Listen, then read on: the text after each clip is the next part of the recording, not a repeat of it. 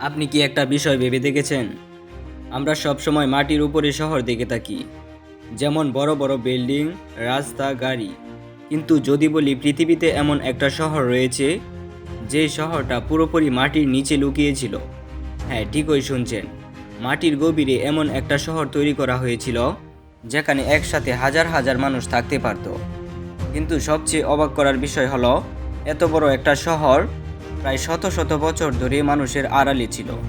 আজকের ভিডিওতে আমরা জানব সেই রহস্যময় ভূগর্ভস্থ শহরের গল্প, যেটা আবিষ্কার হওয়ার পর পুরো পৃথিবী অবাক হয়ে গিয়েছিল। তো কথা না বাড়িয়ে চলুন শুরু করি ভিডিওর মূল পর্ব। এই শহরটি তুরস্কের কাপাডোকিয়া অঞ্চলে অবস্থিত। 1963 সালে এক ব্যক্তি তার বাড়ির দেওয়াল ভাঙার সময় হঠাৎ একটি গোপন পথ আবিষ্কার করেন।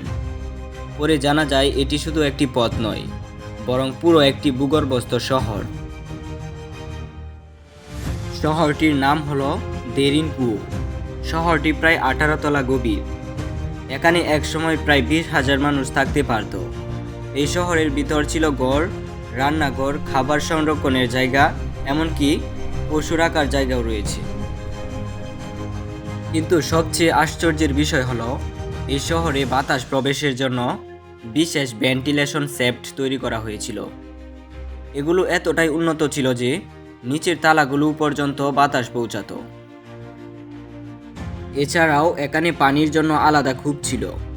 ইতিহাসবিদদের মতে এই শহরটি তৈরি করা হয়েছিল মূলত শত্রুর আক্রমণ থেকে বাঁচার জন্য। যখন আক্রমণ হতো, তখন মানুষ পুরো শহর নিয়ে মাটির নিচে লুকিয়ে থাকত। এই শহরের দরজাগুলো ছিল বিশাল পাথরের তৈরি। বাইরে থেকে কেউ সহজে ঢুকতে পারত না। প্রয়োজনে ভিতর থেকে দরজা বন্ধ করে পুরো শহর নিরাপদ রাখা যেত।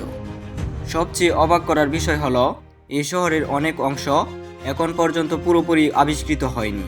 মানে মাটির নিচে আরও অনেক রহস্য লুকিয়ে থাকতে পারে। দেরিনকুয়ো আমাদের দেখায় যে হাজার বছর আগের মানুষের প্রযুক্তি এবং পরিকল্পনা কতটা উন্নত ছিল।